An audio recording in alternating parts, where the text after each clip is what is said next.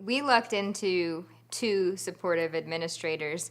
First of all, Donna Martinez was at our school, and she knew that I wanted to be part-time, and she did all the HR to make sure it happened while she was working out her retirement, because she knew that I wanted that, and it was important to her that I had this work-life balance. And so she had everything laid out before her retirement was even public. And she gave us insight onto the things that we needed to think about as far as how much of a intertwining of your lives it is. It's like having a roommate, she said, and they're going to come and live with you in your space, and you need to recognize that that's huge. So we were really lucky that she gave us that authority. Yeah. I said earlier, I was like, oh, I don't get to choose who it is, but I did. She let me hand select it because she totally supported me. Plus, while I was on leave and before anything was really permanent, Kim had a 5-month interview. So I never heard anything. I never heard about any problems at all from her perspective as an administrator. So she was always really supportive. And then when she retired, we had a new principal who he was open-minded about it from the beginning. So we can be nothing but gracious about that. And he said, what's your plan? How do you want to do this? He asked a couple questions about the logistics of it, and he's like, it sounds like you've really given it a lot of thought. And of course we were really committed to it.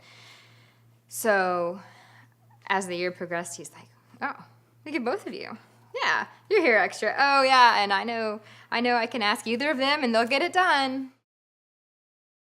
The strongest benefit is that when you think about you have a job as a librarian, we are allotted through our BTO, our budget, 40 hours a week for one person from 7:45 to 3:30 every day. And that's what we're given, that's what we're paying for. We're getting a lot more. We're paying for that 40 hours librarian, but we're probably getting 65 to 70 hours of library assistance and or help, because these guys they're never not librarians. Amber leaves here Wednesday at 11:30, and she's not disappearing into ether. She's always a librarian. She's always able to talk to Kim via email, via phone, via me. She'll come up here for special meetings. Same thing with Kim. Kim is off the clock today, but she'll be here at 3 o'clock for a meeting after school for leadership committee, because that's what she's vested in the school. She's vested in the team. She's vested in the library. Plus, whenever they do come together, they overlap an awful lot. And we are getting much more than what we are paying for.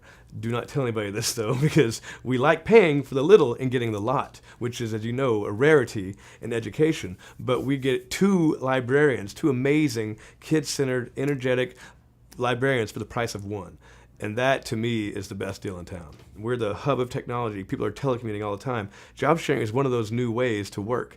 And it's not traditional 9 to 5, mom and pop lunch pail like we were kids. It's now different. This is a way that they can start retaining talent and also recruit talent.